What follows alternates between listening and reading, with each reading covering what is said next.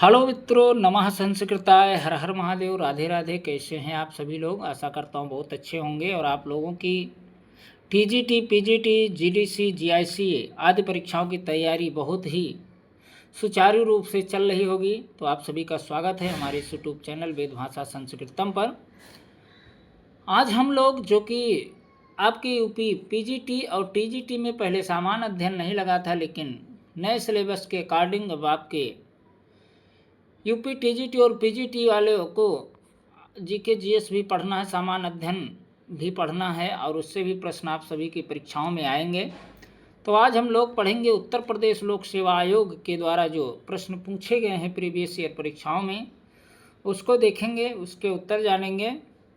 तो आप लोग क्लास को शुरू से अंत तक देखिएगा और जो भाई बहन हमारे चैनल पर नए होंगे तो चैनल को सब्सक्राइब जरूर करिएगा, लाइक करिएगा, कमेंट करिएगा, शेयर करिएगा। तो चलिए हम शुरू करते हैं उत्तर प्रदेश विशेष स्पेशल से, क्योंकि हम लोग यूपी का एग्ज़ाम देने जा रहे हैं तो यूपी उत्तर प्रदेश से संबंधित कुछ क्वेश्चन पूछे जाएंगे। तो हमारा पहला जो क्वेश्चन है कि उत्तर प्रदेश का स्थापना दिवस कब मनाया जाता है? तो उत्तर प्रदेश का जो स्थापना दिवस मनाया जाता है 24 जनवरी। 24 जनवरी प्रतिवर्ष उत्तर प्रदेश का स्थापना दिवस मनाया जाता है और ये सन 2018 से इसकी शुरुआत हुई थी। अगला क्वेश्चन है कि उत्तर प्रदेश का राजकीय वृक्ष कौन सा है? तो अशोक है। उत्तर प्रदेश का राजकीय वृक्ष जो है अशोक है।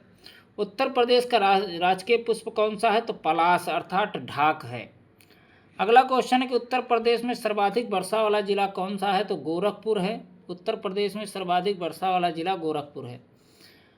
5वां नंबर प्रश्न है कि उत्तर प्रदेश में सबसे कम वर्षा किस जिले में होती है? तो मथुरा में होती है। 6वां नंबर का प्रश्न है कि एक जिला एक उत्पाद ODOP योजना उत्तर प्रदेश में कब शुरू की गई थी? तो वन डिस्ट्रिक्ट वन प्रोडक्ट 24 जनवरी 2018 को प्रधानमंत्री नरेंद्र मोदी के द्वारा और जो हमारे मुख्यमंत्री जी हैं योगी जी के द्वारा शुरू की गई थी। 7वां नंबर का प्रश्न है कि दुधवा राष्ट्रीय उद्यान उत्तर प्रदेश के किस जिले में है? तो दुधवा आपको लखीमपुर खीरी में मिलेगा। 8वां नंबर का प्रश्न है उत्तर प्रदेश का एकमात्र राष्ट्रीय उद्यान कौन सा है? तो दुधवा राष्ट्रीय उद्यान है। 9 नंबर का प्रश्न है कि उत्तर प्रदेश की कौन सी जनजाति दिवाली को शोक पर्व के रूप में मनाती है? तो थारू जनजाति जो है उत्तर प्रदेश की जो थारू जनजाति है वो दीपावली को शोक पर्व के रूप में मनाती है। 10 नंबर के उत्तर प्रदेश में विधान परिषद सीटों की संख्या कितनी है? तो 100 सीटें हैं। उत्तर प्रदेश में लोकसभा के कुल कितने सदस्य चुने जाते हैं? तो 80। अगला क्वेश्चन है उत्तर प्रदेश में राज्यसभा की कितनी सीटें हैं? तो राज्यसभा की 31 सीटें हैं। 13 नंबर प्रश्न है कि उत्तर प्रदेश का पहला विश्वविद्यालय कौन सा है और इसकी स्थापना कब हुई थी? तो इलाहाबाद विश्वविद्यालय है और इसकी स्थापना हुई थी 1887 में। 14 नंबर का प्रश्न है कि चुरकुला नृत्य उत्तर प्रदेश के किस क्षेत्र से संबंधित है? ब्रज से क्षेत्र से। 15 नंबर का प्रश्न है कि उत्तर प्रदेश का एकमात्र शास्त्रीय नृत्य कौन सा है? तो कथक है। 16 नंबर की नवाबगंज पक्षी विहार या शहीद चंद्रशेखर आज़ाद पक्षी अभ्यारण्य किस जिले में है? तो उन्नाव में है। 17 नंबर का प्रश्न है उत्तर प्रदेश में परमाणु ऊर्जा केंद्र कहाँ स्थित है? तो नरौरा बुलंदशहर में स्थित है।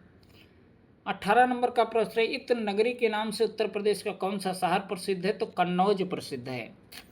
19 नंबर का प्रश्न है उत्तर प्रदेश में ताला उद्योग के लिए कौन सा जिला प्रसिद्ध है? तो ताला उद्योग के लिए अलीगढ़ प्रसिद्ध है। 20 नंबर का प्रश्न है चमड़ा उद्योग के लिए उत्तर प्रदेश के कौन से शहर प्रसिद्ध हैं? तो कानपुर और आगरा में चमड़ा उद्योग भारी मात्रा में पाया जाता है। अब आ जाइए भारतीय इतिहास एवं संस्कृति के कुछ क्वेश्चन हैं। जैसे हड़प्पा सभ्यता की खोज किसने और कब की थी? तो दयाराम साहनी ने की थी 1921 ईस्वी में। हड़प्पा सभ्यता की खोज दयाराम साहनी ने 1921 ईस्वी में की थी। सत्यमेव जयते किस उपनिषद से लिया गया है? तो मुंडको उपनिषद से। अगला क्वेश्चन है हमारा 23 नंबर की जैन धर्म के 24वें एवं अंतिम तीर्थंकर कौन थे? तो भगवान महावीर थे। 24 नंबर का प्रश्न है बौद्ध धर्म में प्रथम उपदेश देने की घटना को क्या कहा जाता है? तो धर्म चक्र परिवर्तन अर्थात सारनाथ में पहला उपदेश दिया था गौतम बुद्ध ने, तो ये आपका धर्मचक्र परिवर्तन हो जाएगा। 25 नंबर भारत का नेपोलियन किसे कहा जाता है? तो समुद्रगुप्त को भारत का नेपोलियन कहा जाता है। गीत गोविंद के रचयिता कौन है? तो जयदेव हैं। प्रसिद्ध चीनी यात्री फायान किस गुप्त शासक के शासनकाल में भारत आया था? तो चंद्रगुप्त द्वितीय अर्थात विक्रमादित्य के। 28 नंबर का प्रश्न है, नालंदा विश्वविद्यालय की स्थापना किसने की थी? तो कुमारगुप्त प्रथम ने की थी नालंदा विश्वविद्यालय की स्थापना। 29 नंबर का प्रश्न है, दिल्ली सल्तनत का पहला वास्तविक शासक किसे माना जाता है? तो इल्तुतमिश को माना जाता है दिल्ली सल्तनत का पहला वास्तविक शासक। 30 नंबर का है कि बाजार नियंत्रण प्रणाली किस सल्तनत कालीन शासक ने लागू की? तो अलाउद्दीन खिलजी ने। 31 नंबर का प्रश्न है कि विजयनगर साम्राज्य की स्थापना किसने और कब की थी? तो हरिहर और बुक्का नामक दो भाइयों ने 1336 ईस्वी में विजयनगर की स्थापना की थी। 32 नंबर का प्रश्न है कि पानीपत का प्रथम युद्ध 1526 में किसके बीच लड़ा गया? तो बाबर और इब्राहिम लोदी के बीच में। आईने अकबरी और अकबरनामा के लेखक कौन है? तो अबुल फजल हैं। वेरी मोस्ट इंपॉर्टेंट क्वेश्चन जान दे, इसको मानिएगा क्योंकि मिलान दे देता है, एक तरफ पुस्तक का नाम दे देगा, एक तरफ आप सभी को लेखक का नाम दे देगा। 34 नंबर का प्रश्न है कि 1857 के संग्राम में लखनऊ से नेतृत्व किसने किया था? तो बेगम हजरत महल ने किया था। 35 नंबर का प्रश्न है कि भारतीय पुनर्जागरण का पिता किसे कहा जाता है? तो भारतीय पुनर्जागरण का पिता कहा जाता है राजा राम मोहन राय को। 36 नंबर हमारा प्रश्न है कि आर्य समाज की स्थापना किसने और कब की थी? तो आर्य समाज की स्थापना की थी स्वामी दयानंद सरस्वती ने की थी 1875 ईस्वी में। भारतीय राष्ट्रीय कांग्रेस की स्थापना कब किसके द्वारा हुई? तो 1885 में हुई थी A.O. ह्यूम द्वारा। एक अंग्रेज अधिकारी था, उन्होंने कांग्रेस की स्थापना की। 38 नंबर का प्रश्न है, बंगाल विभाजन किस गवर्नर जनरल के समय और कब रद्द हुआ? तो लॉर्ड कर्जन के समय 1905 में लागू हुआ था, 1911 में रद्द हो गया था। गदर पार्टी की स्थापना कहाँ और किसने की? तो सैन फ्रांसिस्को अमेरिका में लाला हरदयाल द्वारा 1913 में गदर पार्टी की स्थापना की गई। 40 नंबर का प्रश्न है, काकोरी ट्रेन एक्शन काकोरी कांड की घटना कब हुई थी? तो 9 अगस्त 1925 में।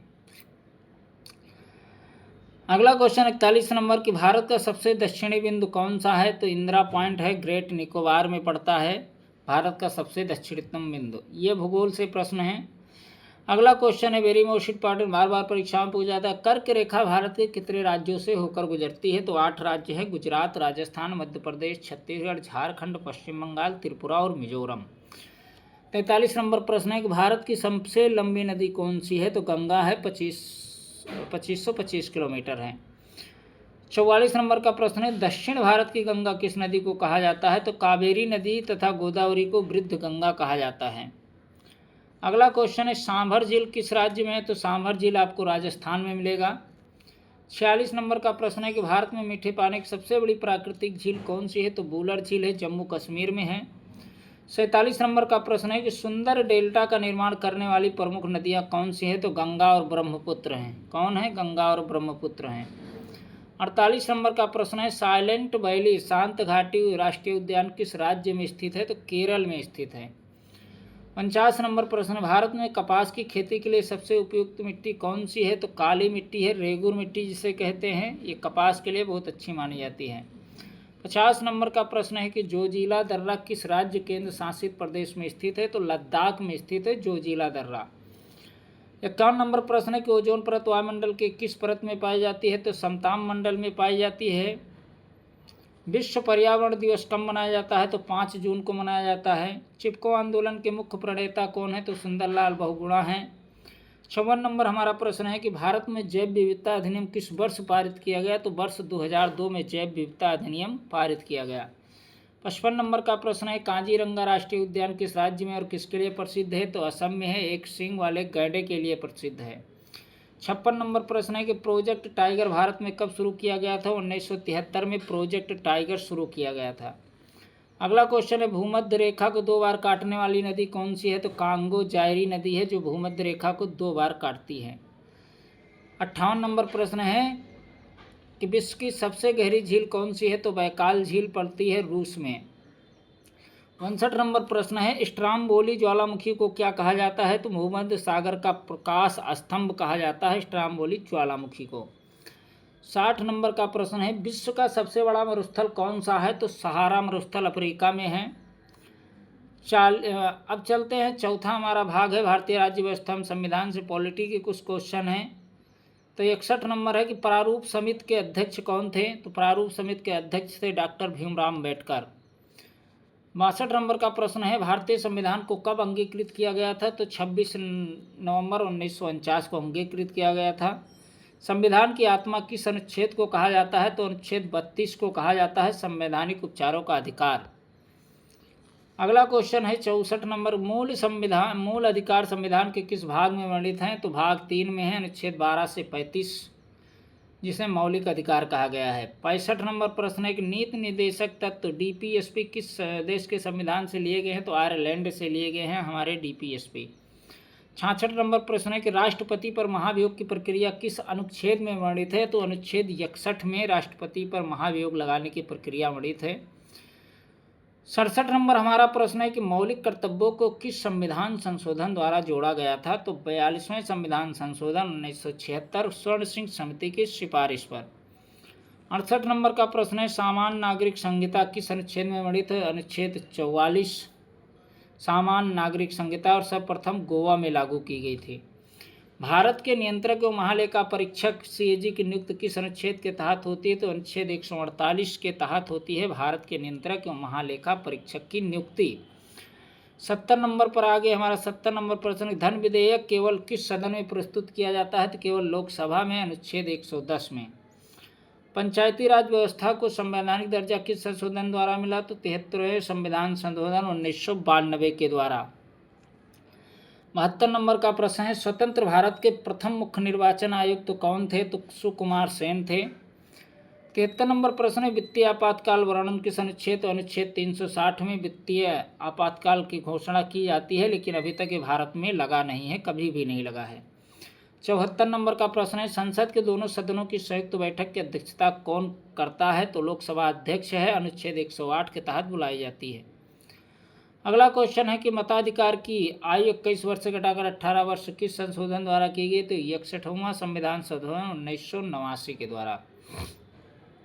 अब आ जाइए सामान्य विज्ञान एवं अर्थव्यवस्था से संबंधित, यहाँ से भी प्रश्न आएंगे। तो प्रकाश वर्ष की किसकी इकाई है? तो दूरी की है। मानव शरीर की सबसे बड़ी ग्रंथि कौन सी है? तो यकृत, जिसे लीवर कहते हैं। रक्त का पीएच मान कितना होता है? 7.4 होता है, हल्का क्षारीय। मास्टर ग्रंथि किसे कहा जाता है? तो पीयूष ग्रंथि को मास्टर ग्रंथि कहा जाता है।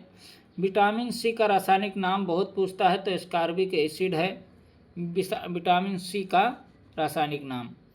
81 नंबर का प्रश्न है कि पेनिसिलिन की खोज किसने की थी? तो अलेक्जेंडर फ्लेमिंग ने की थी। 82 नंबर का प्रश्न है कि निकट दृष्टि दोष मायोपिया को दूर करने के लिए किस लेंस का प्रयोग किया जाता है? तो अवतल लेंस का प्रयोग किया जाता है। वायुयान के टायरों में कौन सी गैस भरी जाती है? तो नाइट्रोजन गैस भरी जाती है वायुयान के टायरों में, हवाई जहाज के टायरों में। 84 नंबर का प्रश्न, हंसाने वाली गैस का रासायनिक नाम क्या है? तो नाइट्रस ऑक्साइड है, N2O इसका सूत्र होता है।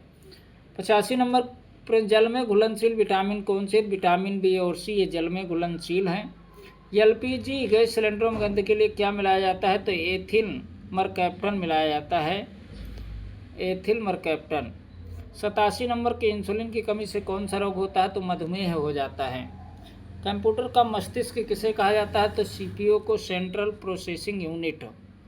भारत में नीति आयोग का अध्यक्ष कौन होता है? तो नीति आयोग का जो अध्यक्ष होता है वो भारत के प्रधानमंत्री होते हैं, और वर्तमान में हमारे नरेंद्र मोदी जी हैं।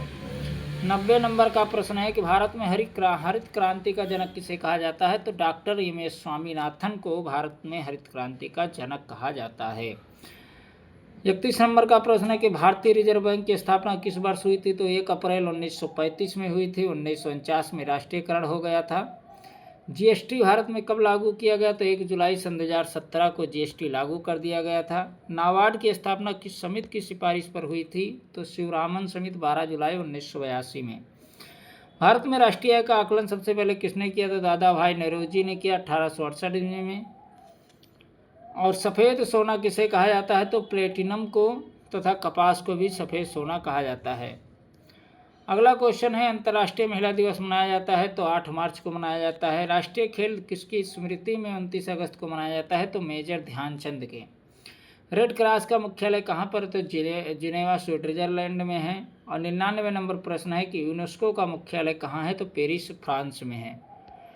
आगे 100 नंबर का प्रश्न है, भारत का प्रथम अंतरिक्ष यात्री कौन थे और वे कब गए थे, तो राकेश शर्मा 1984 में सोयूज T11 से। तो मित्रों, ये टीजीटी, पीजीटी, एसएससी जितनी भी परीक्षाओं में सामान्य अध्ययन से संबंधित प्रश्न पूछे जाते हैं उन सब के लिए बहुत महत्वपूर्ण प्रश्नोत्तरी है। तो आप लोगों को क्लास कैसे लगी कृपया कमेंट बॉक्स में बताइएगा। नमः संस्कृताय, हर हर महादेव।